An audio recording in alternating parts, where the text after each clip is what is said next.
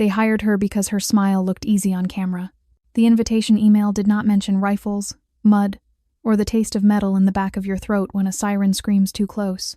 It called itself a public resilience experiment, a reality series staged on a decommissioned coastal base where contestants earned points for teamwork, endurance, and decision-making. Evelyn Tran read the contract 3 times, searching for traps, and still signed with the careful penmanship of someone who pays rent in numbers rather than dreams. She told herself she was doing it for the prize money and the health insurance extension that came with the sponsorship deal. She did not tell anyone that a second reason lived under her ribs, sharper than pride. If she stayed visible, she could not be quietly erased. The airport pickup carried her and 11 strangers to the set in a bus plastered with the show's logo, Iron Province, block letters bruised purple against chrome. A producer in a headset welcomed them as if they were already friends, then warned them that their phones would be locked away and returned only for scheduled press windows. The bus rolled past salt-streaked hangars, an abandoned radar tower, and a range of low buildings that looked like they had been designed to survive arguments with the sea. Evelyn stared at the horizon until the water and sky turned into one pale blade. Next to her, a man with hair bleached nearly white tapped his ring against the window and narrated everything in a whisper meant for the mic pinned under his collar. His name, he said, was Jace Lynn, and he had 3 million followers who expected him to suffer beautifully. At check-in, they were given uniforms in muted sand and slate, each with a Velcro patch for their chosen call sign. Most people picked names that sounded like they belonged on merchandise: Viper, Riot, Nova, Titan. Evelyn wrote Echo because it was the closest thing to honesty she could offer without starting a conversation she would regret. A medic named Sanaa Qureshi, compact and calm, leaned over her shoulder and nodded at the patch. Audio person? She guessed. Evelyn hesitated, then smiled like a door half closed. Something like that. The first day was introductions, drone shots, and staged banter. They filmed them jogging along the seawall, high knees and laughter, while a voiceover promised authentic pressure. The sun was polite, the wind smelled of kelp, and the cameras made even simple breathing feel like a performance. Evelyn kept her answers short. She was good at being underestimated. She had learned to let it happen and to make it useful. The instructor appeared at sunset.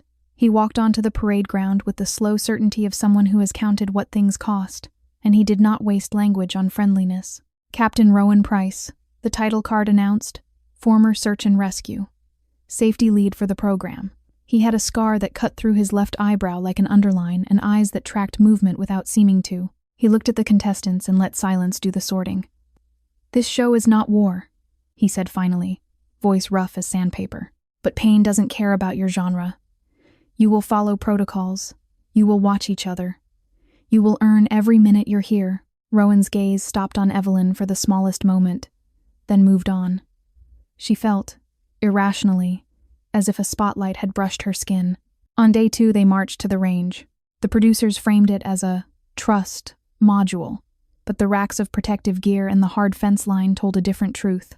Cameras were positioned behind ballistic glass. A safety briefing played on a loop. Evelyn listened, not because she expected to touch a weapon, but because she had learned that attention is a kind of armor. The twist was revealed with theatrical cruelty. Each team would be evaluated on calm under noise, and part of the evaluation involved live-fire simulation with strict supervision. "You won't be judged on accuracy," the host promised, smiling too bright, "only on how you manage your nerves." When Evelyn's turn came, she stepped forward because stepping backward would be interpreted as weakness, and weakness is sticky on television. She took the equipment Rowan handed her with a steady grip. The rifle was heavier than she expected, not from weight alone but from history. She had held instruments in labs that could translate the smallest vibration into a confession. But this tool translated one thing into another with frightening simplicity. "Stance," Rowan said, quietly enough that the nearest mic might miss it. His hands hovered near her shoulders without touching. "Breathe. Finger stays outside until you're ready. You do not rush." Evelyn nodded. She did not tell him that she had once spent months analyzing audio from border conflicts, listening to distant cracks and thumps, mapping time differences to pinpoint where people died. She did not tell him that she could recognize the signature of a misfire, like a musician hears a wrong note. She lifted the rifle and looked downrange. The target was painted with concentric circles, the center a red dot no larger than a coin. A gust came off the sea and pushed at her sleeve. Somewhere behind the glass, Jace muttered, "This is insane." and someone else laughed too loudly. Evelyn tightened her grip just enough to steady the tremor in her hands. She exhaled. She squeezed. The sound was not what she expected. It was a punch wrapped in thunder, and it landed in her chest through the bones. The recoil shoved her shoulder, but her feet held. A second later, the range officer called, "Clear," and the target camera flashed on a screen. The bullet hole sat inside the red, almost dead center. For a heartbeat, the parade ground went silent, as if even the gulls had paused to watch. Then the host shouted, delighted, and the producers scrambled, hungry. Rowan turned his head, expression unreadable. "Lucky," Evelyn said quickly, the lie reflexive. By the time they returned to the barracks, she was trending. She did not know it yet because the phone lockup was real. But the crew did. They whispered as they passed. One assistant tried to coax a confession out of her with syrupy curiosity. "So, Echo," she said, "where did you learn to shoot like that?" Evelyn folded her shirts into the narrow locker, as if fabric could absorb attention. "Nowhere," she answered. "Today." The next morning, a stack of printed screenshots sat on the dining table like evidence. Someone had smuggled them in for drama. Headlines, comments, speculation. Ex-military, secret agent, industry plant. A blurry photo from college surfaced. Evelyn holding a soldering iron in a lab, miscaptioned as weapon training. Another showed her at a protest, megaphone in hand, labeled radical. Sana slid into the seat across from her and pushed the papers away with 2 fingers, as if avoiding contamination. "They don't know you," she said. "They know a story they want." "Stories are rentable," Evelyn replied, surprised by her own bitterness. Jace, overhearing, leaned in with the eager cruelty of someone used to survival by spotlight. "You should lean into it," he advised. "Mystery sells. Say you can't talk about your past. Smile like you're protecting someone. People eat that up." Evelyn imagined herself becoming a character made of other people's guesses. The thought made her skin itch. "I'm not selling that," she said. The first elimination challenge was a navigation course through the base's inland scrub, timed, with puzzles hidden inside rusted bunkers. Teams were assigned by a lottery wheel to prevent pre-existing alliances. Evelyn landed on team slate with Sana, Jace, a quiet mechanic named Miguel, who filmed drone footage for a living, and Dahlia Kwan, a former semi-pro runner whose smile carried sharpened edges.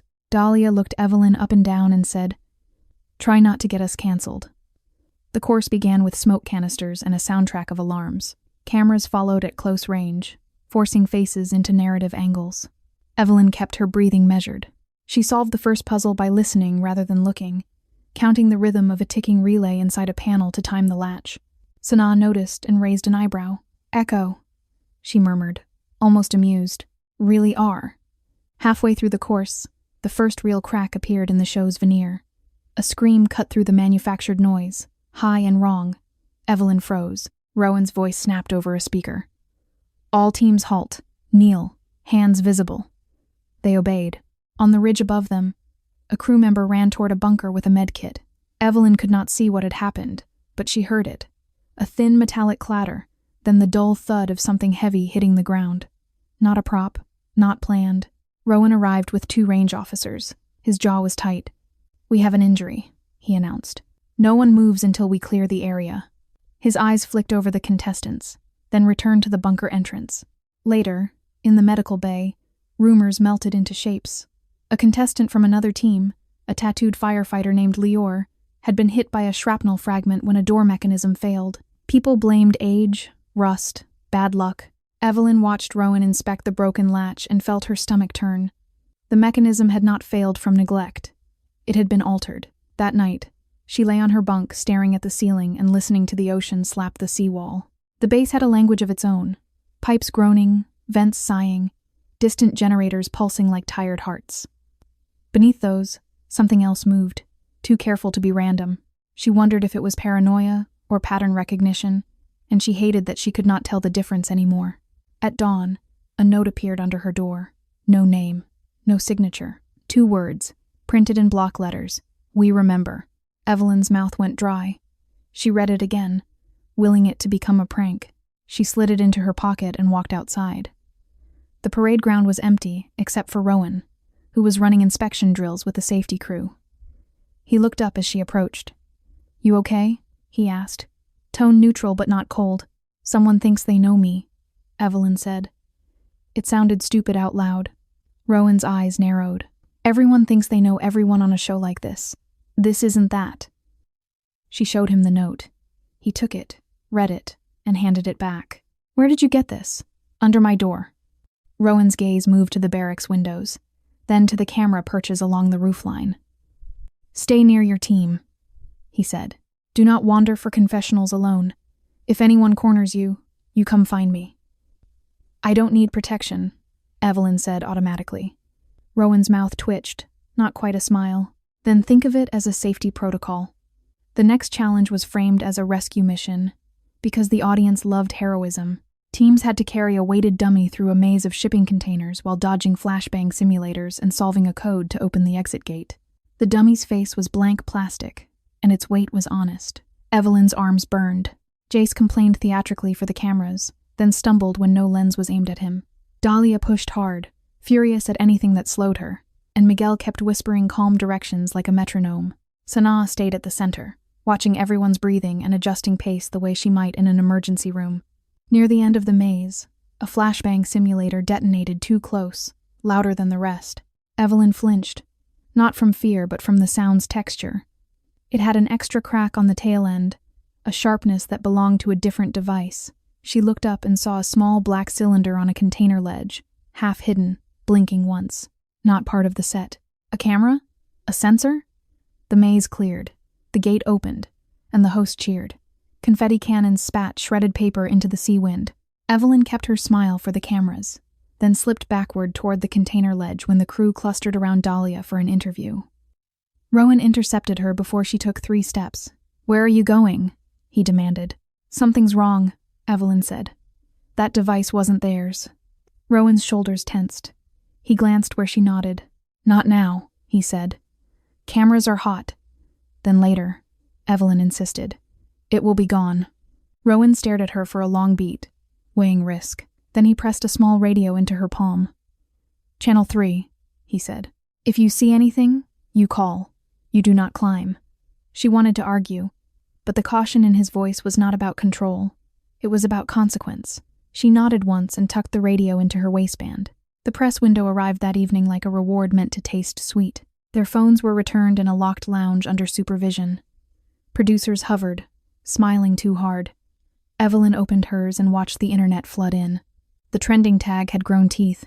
People had found her old published papers in acoustics journals and twisted the titles into conspiracies. Someone had dug up an interview she gave years ago about surveillance ethics and captioned it, "She knows too much." Her inbox contained hundreds of messages, most either worship or threat. One stood out because it was plain. No emoji, no flourish. Just a sentence. Stop listening, echo, or we will make you quiet. Her fingers went numb. She exited the lounge and walked straight to Rowan's office, which sat in a low building marked safety in peeling paint. 2 guards stopped her at the door. She showed them the radio. They let her in. Rowan was alone, leaning over a table covered in schematics of the base. When she set her phone down, he did not touch it at first. He watched her face. "This is about the note," he said. Evelyn slid the message across. Rowan read it once, then again, slower. "Do you have enemies?" he asked. "I have people who didn't like what I did," she said. The words felt like stones. "A few years ago, I worked on a project for a defense contractor. My job was to analyze audio from test sites to verify compliance. I found discrepancies. I reported them. Then I became inconvenient." Rowan's expression tightened. "And you came on this show?" "Because hiding didn't work," Evelyn said. "If I'm visible, it's harder for them to make me disappear quietly." Rowan exhaled through his nose. "Visibility also paints a target. I didn't choose the bullseye," she snapped, then regretted the sharpness. Rowan's eyes softened by a fraction. "No," he agreed. "You didn't." He turned the phone toward himself and took a photo of the message, then opened a drawer and pulled out a sealed evidence bag. "We log everything," he said. "Even if the network hates it." "You trust the network?" Evelyn asked. Rowan's laugh was brief and humorless. "I trust my paperwork," he said, "and I trust patterns." He tapped the schematic. "Lior's injury wasn't random. We found a second altered latch today. The executive producer says it's just old infrastructure. I say someone is testing how far they can push before we shut down. Evelyn felt a cold clarity settle in her chest. They're escalating, she said. Rowan nodded. And you're hearing it before anyone else. For a moment, the room held only the buzz of the fluorescent light. Evelyn realized that Rowan was not merely supervising a show. He was guarding a line between performance and harm, and the line was fraying. She wanted to step away, to be a contestant again, to let someone else hold the burden. Instead, she heard herself ask, "What do you need?" Rowan's gaze met hers. "I need you to tell me what you notice," he said. "Not for the cameras. For the people." The next days became a double life. On camera, Evelyn ran courses, made jokes, accepted growth arcs, offered by the editors. Off camera, she and Rowan listened. She described sounds that didn't fit. A generator that pulsed with an extra beat, suggesting a hidden load. A door hinge that squealed in a pattern that belonged to new metal on old bolts. A drone's whine that shifted pitch like it was carrying more than a camera. Rowan cross-checked with logs, safety reports, and the tired skepticism of a crew who wanted to believe nothing was wrong because belief was easier than conflict.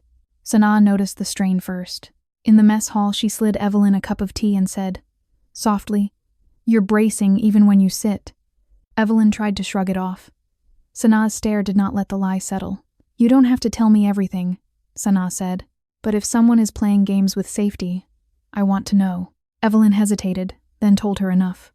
Not the contractor's name, not the full history, but the shape, threats, altered equipment, Rowan's suspicion. Sanaa's expression hardened into clinical focus. "Then we treat it like an outbreak," she said. "We isolate vectors." Miguel joined them later, quiet but certain. He had noticed drones flying on schedules that didn't match call sheets. Dahlia, surprisingly, contributed too. Her ambition did not stop her from hating unfairness. "If someone is rigging this," she said, "they're stealing my win. I don't share." Even Jace sobered when he heard. "This is bad for brand," he whispered, as if afraid the microphones could smell fear. Rowan warned them not to form a visible alliance. "They'll edit it into paranoia," he said. "Or they'll cut it entirely. Either way, the wrong people learn how close you are." The sabotage came with a smile. The executive producer, Kira Maddox, invited Evelyn to a one-on-one story meeting in a trailer lined with mood boards. Kira was all polished confidence, the kind of woman who could turn a crisis into a segment. "You're electric," she said, flipping through a binder of potential narratives. "The audience is obsessed. We need to shape this." "I'm here to compete," Evelyn said. "You're here to be watched," Kira corrected gently, as if explaining gravity. "Tell us about your past, the contractor work, the secrets. Give them a villain." Evelyn kept her face neutral. "No," she said. Kira's smile did not fade, but it cooled. "Be careful," she said. "Audiences punish silence. They assume the worst." Evelyn stood. "Then let them assume," she replied. As she left, she heard Kira's voice behind her, soft as velvet over a blade. "Some people prefer you quiet, Echo. You should consider cooperating with the people who can protect you." Evelyn did not run. She walked back to the barracks at a steady pace, and each step felt like a decision. That night, the storm arrived. Rain hammered the roofs. The sea wind howled through the corridors. Power flickered, then stabilized on backup generators. The producers delighted in the drama. They announced that the next day's challenge would happen anyway, because real resilience doesn't wait for weather, Rowan argued. But the network's insurance lawyer arrived with a folder and a grin, and Rowan's authority hit a wall made of contracts. Before dawn, Evelyn woke to a sound that did not belong.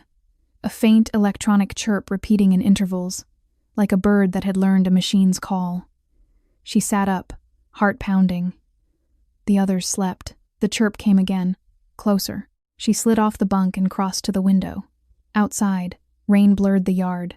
A small drone hovered near the roofline. Lights dimmed, almost invisible against the storm. It drifted toward the ventilation intake above the lounge where their phones were stored during lockups. Evelyn's hands moved before her thoughts finished forming. She grabbed her radio. "Rowan," she whispered. "Channel 3. Drone at barracks roof, heading toward phone lounge intake. It's not one of ours." Static crackled, then Rowan's voice, low and immediate. "Do not go outside." "I'm not," she said, But it's trying to get in. Stay put, Rowan repeated. I'm on my way. Evelyn watched the drone's silhouette wobble in the rain. It rose, then angled toward the intake. A thin cable dangled beneath it. Not for filming, for delivery. Her stomach clenched. If someone planted something in the lounge, they could steal personal data, inject messages, manufacture scandals. They could control the story and the people inside it. Footsteps thundered in the corridor. Rowan arrived with 2 guards in rain gear, faces tense. He looked up, saw the drone, and swore under his breath. One guard raised a net gun, then hesitated. Rowan shook his head. Too close to the intake, he muttered. If it drops. The drone dipped again, cable swinging. Evelyn remembered the range sound. The wrong crack, the extra beat. She scanned the roofline for the operator, for a glint, for anything. Then she heard it. A faint buzzing from the far end of the yard, a second drone launching. A decoy. They're splitting your attention, she said. Rowan's head snapped toward her. How do you know? Because the pitch changed, Evelyn replied. 2 different motors. Rowan made a decision with the speed of someone who has carried people out of wreckage. You, he told Evelyn, stay here and keep eyes. If the first drone drops anything, describe it. Do not touch it. He pointed one guard toward the yard. You chase the decoy and follow the signal. I want where it's being flown from. The guard sprinted into the rain. Rowan remained under the awning, watching the drone near the intake. The net gun guard shifted nervously. Evelyn felt the absurd urge to laugh. This was a reality show, and they were hunting drones like it was a war zone. The drone hovered, then, as if spooked, veered away from the intake and toward the open yard. Rowan stepped forward. Now, he snapped. The net gun fired. A mesh burst outward, snagged the drone's propellers, and yanked it down. It hit the pavement with a plastic crack. Something fell from its underside. A small, sealed capsule. Rowan held up a hand. Nobody touches it, he ordered. He looked at Evelyn. You said you worked with audio, he said. Can you tell me what that capsule might be? Evelyn swallowed. A data drop, she guessed. Or a tracker. Or both. Rowan nodded grimly and placed a traffic cone over it as if that could contain intent. He radioed the base's security lead and demanded a sweep. His voice stayed controlled. But Evelyn could hear the anger under it, hot and clean. When the guard returned an hour later, soaked and shaking, he reported that the decoy drone's signal led to an empty maintenance shed. Inside, he found a portable controller and a stack of laminated credentials that could pass as crew badges at a glance. The signatures were wrong. The ink smelled fresh. Someone has access, Rowan said, staring at the badges. Or someone wants us to think they do. The next day's challenge was postponed, not canceled. The network refused to shut down filming, but Rowan forced them into a compromise. The contestants would remain in the central compound while a storm module played out in the indoor training hall. It sounded safer. That did not mean it was safe. The hall was a cavern of concrete and scaffolding. Teams were tasked with building a temporary bridge across a gap, using provided materials while solving a sequence of logic gates displayed on screens. Cameras circled like hungry insects. Evelyn tried to focus on the puzzle, on the clean comfort of numbers. Then she heard the scaffolding creak, not under load but under cut tension. She looked up and saw a cable fraying near a clamp.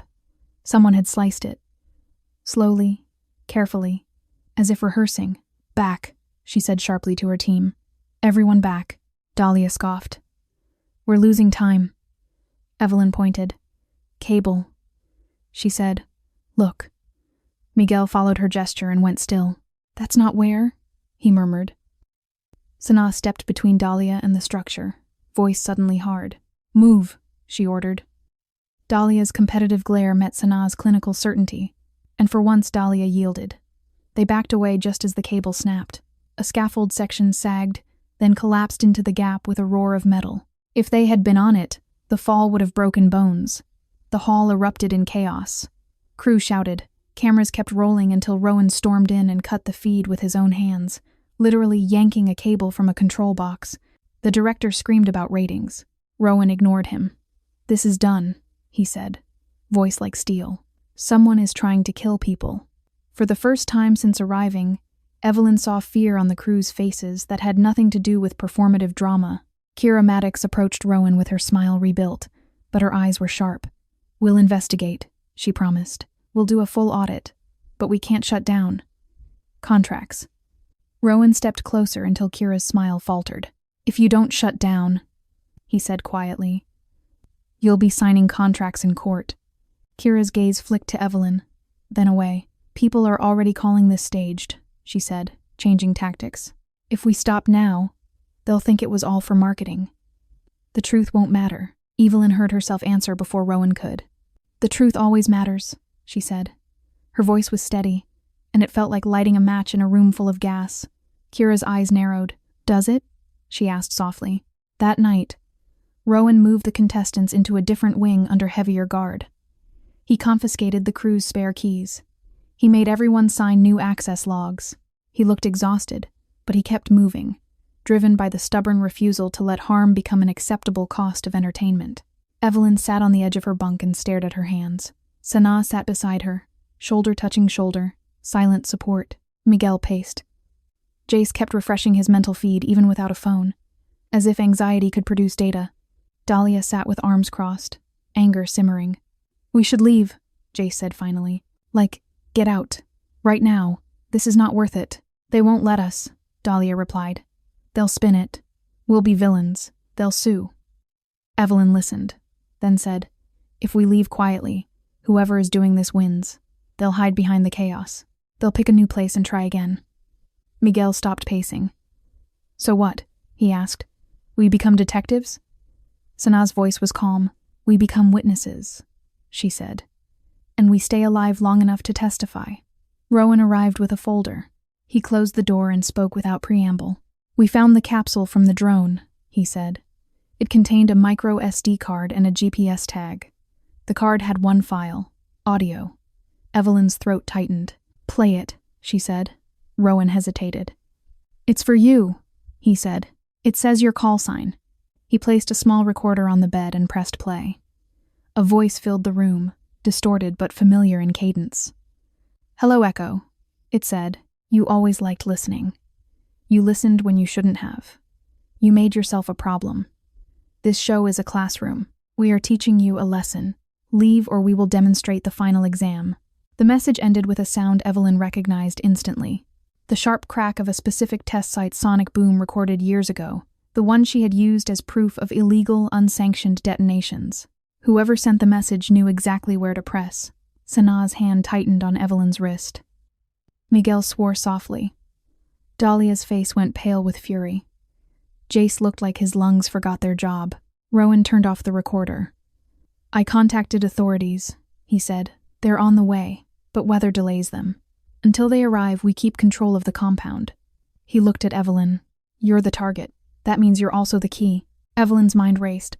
"They want me to leave so they can claim victory," she said. "Or they want me isolated." Rowan nodded. "Either way, they're using the show as cover." He opened the folder and slid out a printed map of the base with highlighted zones. "The sabotage points have a pattern," he said. "All near comms infrastructure. The phone lounge intake. The training hall control box. The range camera line. It's like they're mapping access." Miguel leaned in. "Or building a network," he said. "A private comms path." Evelyn stared at the highlighted zones and felt the old part of her brain wake up. The one that loved solving problems because problems were honest. "They're not only trying to hurt us," she said slowly. "They're trying to move data. Or retrieve it." Rowan's eyes held hers. "What data?" he asked. Evelyn's mouth tasted like regret. "When I reported the discrepancies years ago, I copied evidence," she admitted. "Audio, logs, signatures. I encrypted it and hid it. I never used it publicly because I hoped it wouldn't be needed." Dahlia's laugh was sharp. "So you brought a bomb into our house," she snapped. "I brought a fire extinguisher," Evelyn replied, surprising herself with the steadiness. "They're the ones who kept lighting matches." Rowan's jaw flexed. "Where is it?" he asked. Evelyn hesitated. "Not online," she said. "Not on a cloud. It's physical." Sanaa's eyes widened. "On this base?" she guessed. Evelyn nodded once. "When the show contacted me," she said, "I recognized the location. This used to be one of the contractor's auxiliary facilities. I suspected they chose it for nostalgia, or because it was cheap. Then I realized it could also be a trap." I hid my drive here before filming started. Rowan went still. You hid it in a place you don't control, he said, disbelief edged with anger. I didn't have many choices, Evelyn said. I needed a place where security was high and access was limited. I thought the show would be safer than my apartment. Rowan exhaled hard. Where? He demanded. Evelyn pointed to the map. Old radar tower, she said, in the maintenance cavity under the third landing. It's sealed with a magnetic panel. I placed it in a waterproof capsule. Miguel whistled softly. That's cinematic, he murmured. Rowan did not smile. We're not retrieving it, he said. Not until law enforcement arrives. Evelyn shook her head. They won't stop, she said. If the drive stays there, they'll come for it. They'll hurt people to get it. They've already tried. Rowan's gaze held the weight of responsibility. If we go to the tower, he said, we put everyone at risk. And if we don't, Evelyn countered, they keep escalating until someone dies. Silence settled, heavy as wet sand. Then Sanaa spoke. We can plan it like a medical evacuation, she said. Fast, controlled, with redundancy, minimal exposure. We move as a unit, not as prey. Rowan looked at her, then at Miguel, then at Dahlia, then at Jace. He hated it, Evelyn could tell. He hated that the show's contracts had replaced common sense. He hated that he had to choose between bad options. Finally, he nodded once. We do it before sunrise, he said. No cameras, no crew. He pointed at each of them. You follow my instructions exactly. You do not chase anything you see. You do not separate. You do not become heroes. Jace swallowed. But hero is literally my brand, he whispered. Rowan's stare could have frozen a wave. Then let your brand survive, he said. They moved through the compound before dawn, rain reduced to a fine mist. Rowan led, radio low, flashlight shielded. Miguel carried a small toolkit. Sanaa carried a trauma kit. Dahlia carried nothing but tension. Evelyn carried guilt like a second spine. The radar tower rose from the scrub like a finger pointing at the clouds. Its stairs spiraled upward, metal slick with moisture. Halfway up, Evelyn felt the hair on her arms lift. A faint hum vibrated through the railing. Not from wind, but from current. Someone had wired the tower. Stop, she whispered. Rowan halted immediately. What? He mouthed. Evelyn pressed her ear near the metal. The hum held a pattern, a pulse that reminded her of the generator's extra beat. There's power here, she said softly. Fresh power. Miguel's eyes widened. This tower should be dead, he murmured. Rowan signaled for everyone to crouch. He scanned the dark. The base's lights were distant. The tower's top platform was a silhouette against gray sky. We're not alone, he said. A shape moved above them. A boot scraped metal. Then a voice called down, almost friendly. Echo, it said. You came. Evelyn's stomach dropped. The voice was filtered through a mask, but its confidence was unmistakable. Rowan raised his hand, palm out, and spoke. Identify yourself, he ordered. This is a restricted area. The voice laughed softly. Captain Price, it replied. Always dutiful. You're guarding a television set like it's a nation. Admirable. Rowan's posture stiffened. How do you know my name? He demanded. We know many things, the voice said. We know Echo hit a drive. We know the network will blame an accident if anyone falls tonight. We know you think you can control the narrative. Evelyn's pulse roared in her ears. She recognized, with sick clarity, the cadence of someone trained to manipulate through sound. This person was not merely threatening them. He was staging them. Leave, Rowan said, voice low. Now. The figure stepped into view on the third landing, exactly where Evelyn had hidden the drive, as if claiming her secret. He wore rain gear and a hood. His face was covered by a matte mask with no expression. In his hand he held a small remote with a single red button. Miguel's gaze locked on the remote. Detonator? He whispered. Not a bomb, the masked figure corrected, hearing him. A signal. He tilted his head as if listening to the tower. Do you hear it, Echo? He asked. The hum? That's a transmitter. Your drive was lonely. We gave it a voice. Evelyn felt cold sweep through her. You wired it to broadcast, she realized. You're sending the data out. Sending, the figure said, pleased. And receiving, Once it finishes, we're gone. Unless you want to trade. Rowan's eyes narrowed. Trade what? He asked. The figure's gaze, unseen behind the mask, seemed to settle on Evelyn. Silence, he said. Public silence. You will go on camera. You will say your allegations were a misunderstanding. You will apologize. You will tell them your evidence was fabricated by stress. Do that, and no one gets hurt. Dahlia let out a sound like a snarl. You think she'll do that? She spat. I think she wants everyone else alive, the figure replied. And I know you all want to go home. Evelyn's mind raced. If the data broadcast completed, the contractor could intercept and destroy its credibility, twist it, bury it, and then punish her anyway. If she complied publicly, she would become the kind of person she had sworn not to be. If she refused, someone might die. Rowan shifted, subtle, positioning himself between Evelyn and the figure. Listen, he said, voice even. Whatever you think you're doing, you're committing crimes. Law enforcement is already inbound. The figure chuckled. Weather keeps them distant, he said. And even when they arrive, they will be too late for the broadcast. Miguel whispered to Evelyn, barely moving his lips. If it's transmitting, it needs power and an antenna, he murmured. We cut either, we stop it. Sanaa's eyes flicked to the tower's cable line, visible as a dark rope leading down into the scrub. Power is there, she mouthed. Evelyn listened again. The hum's pulse had a slight wobble, like a generator under strain. If we overload it, she whispered, it will stutter. Rowan heard them, then made a decision that looked like surrender. He raised his hand slightly. You want a statement, he said to the figure. Fine. Let Echo speak to the producer. Let her record it now. Then you leave. The figure tilted his head. On your phone? He asked. Too traceable. In the control room, Rowan offered. Offline. You can monitor. The figure considered. Nice try, he said. But I'm patient. He lifted the remote, thumb hovering. Time is the only weapon I need. Evelyn's chest tightened. She realized with sudden clarity that the figure's threat was not the button. It was the tower itself.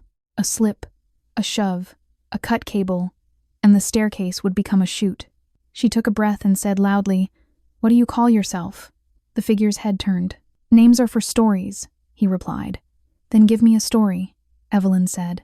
If you're going to ruin me, at least let me understand why. Rowan shot her a look, warning. Evelyn ignored it. She kept her voice calm, the way she did when interviewing whistleblowers who might break. You're not just a contractor thug, she continued. You're enjoying this. You set up puzzles. You leave notes. You stage injuries. That's not efficiency. That's theater. For a heartbeat, the hum of the tower seemed to grow louder. Then the figure laughed, delighted. Smart, he said. And yes, it is theater. You know what the public believes, Echo? They believe only what entertains them. You tried to speak facts. Nobody listened until you hit a 10-point bullseye on a reality show. That's pathetic. So we are giving them what they want. A spectacle. A cautionary tale. A woman who lied and learned. Evelyn held his attention like a hook. Behind her, Miguel slowly unspooled a thin wire from his toolkit, keeping it low. Sanaa edged toward the cable line's direction, body angled as if to keep balance on slick steps. Dahlia shifted her weight, ready like a runner at the start. Rowan stayed still, eyes calculating. Evelyn kept speaking. You think you control the story, she said. But stories change when people survive them. The figure's laughter faded. Bold, he said, and meaningless. His thumb pressed the red button. Nothing exploded. Instead, the tower's lights, which should not have existed, flared briefly, then dimmed. The hum stuttered. A hiccup. Miguel had touched the wire to a junction, sending a small surge. The transmitter wobbled. The figure stiffened. What did you do? He snapped, attention breaking. Rowan moved. He lunged up the steps with sudden violence, grabbing the figure's arm. The remote clattered against the railing. Dahlia surged forward and kicked it away down the stairs. Sanaa grabbed the cable line and yanked. Miguel threw his wire loop around the power junction and pulled hard. The figure fought like someone used to control, not to resistance. He swung an elbow. It hit Rowan's jaw with a dull crack. Rowan grunted but did not release. He drove the figure into the railing. Metal rang. The tower shuddered. Evelyn's heart hammered, but her mind stayed strangely focused. She listened. The transmitter's hum had changed again, now frantic, uneven. It was losing sync. If it crashed, it might corrupt the broadcast. That would buy time. The figure twisted, trying to break Rowan's grip, and in the struggle his hood slipped, revealing a sliver of skin and a tattoo behind his ear, a stylized waveform. Evelyn's breath caught. She had seen that symbol before on internal contractor documents, used by a private security subcontractor that specialized in information influence. Rowan grunted, breath ragged. "Enough," he snarled. The figure spit, then laughed again, breathless. "You can't stop it," he said. "Even if you stop me, the story is already out there. The network needs the footage. They'll take the audio and make it entertainment. They'll use her fear as a trailer." Evelyn's stomach clenched because he was not entirely wrong. She imagined editors cutting around blood to find suspense. She imagined her voice in a promo. "Leave, or we will demonstrate the final exam." A siren wailed from the compound. Security had finally noticed. Flashlights bobbed in the scrub below. The figure's laughter faded into a hiss. "Echo," he said, voice suddenly intimate. "You can still choose silence. You can still live." Evelyn's reply came from a place deeper than caution.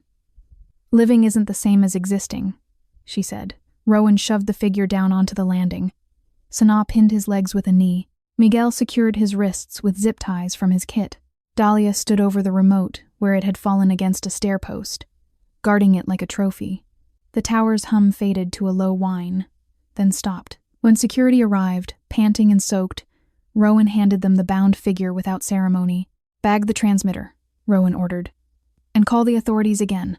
Tell them weather is not an excuse anymore." Back in the compound, the network erupted.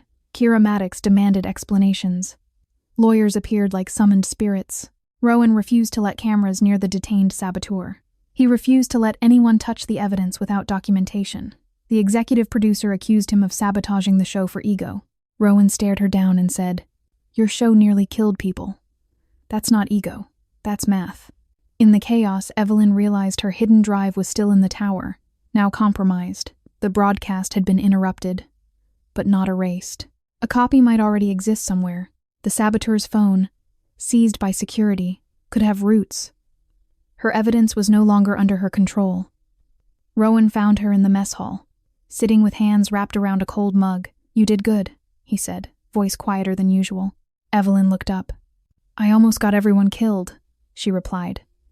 Rowan denied it with a small, firm tilt of his chin. "You warned us," he said. "You listened. That's why we're not scraping bodies off a tower." His gaze held something like apology. "I should have shut down earlier. I thought I could manage it." Evelyn swallowed. "They'll still use it," she said. "The network. They'll cut it into suspense." Rowan's jaw tightened. "Not if we stop them," he said. "How?" she asked. Rowan slid a folder onto the table. Inside were safety logs, incident reports, time-stamped communications, and a letter addressed to the network's legal department. "Paperwork," he said. "And leverage. The crew thinks contracts protect them. Contracts also expose them. If they air anything that obstructs an investigation, they risk charges." Evelyn stared at the neat stack and felt something crack open in her chest. She had spent years gathering evidence, fearing it would be useless against money. Rowan's paperwork looked ordinary, almost boring, and yet it was a weapon shaped like accountability. The authorities arrived late that afternoon, rain still falling but lighter. They took statements. They took the saboteur. They took the transmitter parts. The show was officially suspended. Cameras were shut off. For the first time since arriving, the base sounded like itself rather than a stage. In the quiet, Evelyn's phone buzzed with a new message, pushed through the brief reconnection window allowed by investigators. It came from an unknown number. There was no threat this time, only a link and one line. "You're not the only one who kept copies." Rowan watched her read it. "What is it?" he asked. Evelyn clicked. A secure folder opened, filled with files she recognized. Audio signatures, test logs, internal emails. Someone else inside the contractor network had leaked a backup. Alongside the files was a short audio clip. Evelyn pressed play. A different voice spoke, unmasked, tired, honest. "Echo," it said. "If you're hearing this, they tried to silence you. I'm done being afraid. Use this. End it." Evelyn's eyes stung. She did not wipe them. She looked at Rowan. "We can," she said, voice breaking on the word. "We can actually do something." Rowan nodded once. "Then we do it right," he said. "Not as a trailer. As a case." Weeks later, the story broke in a way no editor could fully control. It did not begin with her bullseye shot. It began with a timeline, with corroboration, with a whistleblower inside the contractor who stepped forward under protective order. Journalists published documents. Authorities announced investigations. The network attempted damage control, releasing a polished statement about safety priorities. But the public had found a story sharper than entertainment. People had been put at risk for profit, and a quiet contestant had refused to play the role assigned to her. Evelyn sat in a small rented office near the city, surrounded by folders and coffee cups, listening to old recordings with new ears. Sanaa visited often, bringing food and blunt medical advice about sleep. Miguel offered his drone footage to investigators, each timestamp a nail. Dahlia, to Evelyn's surprise, sent a message that read simply, "I still want my win, but I'm glad you didn't fold." Jace posted a video that started as apology and ended as a call for accountability, and his audience followed him into seriousness for once. Rowan testified at a hearing, voice steady, refusing to let anyone pretend the show's incidents were accidents. He did not become a hero on television. He became something rarer, a person who said no. One evening, months later, Evelyn visited the coast. The base was closed, fenced, quiet. The radar tower still stood, rusted and stubborn against the sky. She climbed only to the first landing and stopped. Wind pulled at her hair. Below, the sea kept practicing its endless argument with stone. Rowan joined her, hands in his jacket pockets. "You didn't have to come back," he said. "I wanted to hear it without microphones," Evelyn replied. They stood together, listening to the wind thread through metal. Evelyn thought about the first day. The producer's soft praise. The way the world wanted her to be small and easy. She thought about the note under her door, the threat in her inbox, the masked figure's laugh. She thought about the moment she had chosen to speak anyway. "What will you do now?" Rowan asked. Evelyn looked at the horizon, where water and sky met like a seam. "Keep listening," she said. "But this time, I'll make sure people hear what I hear." Rowan nodded, and the simple gesture felt like agreement between survivors. The show never returned in the same form. The network rebranded, apologized, promised reforms. Viewers moved on, as viewers always do, but some stories left residue. In online forums, people still argued about whether Evelyn's bullseye had been luck. She did not care.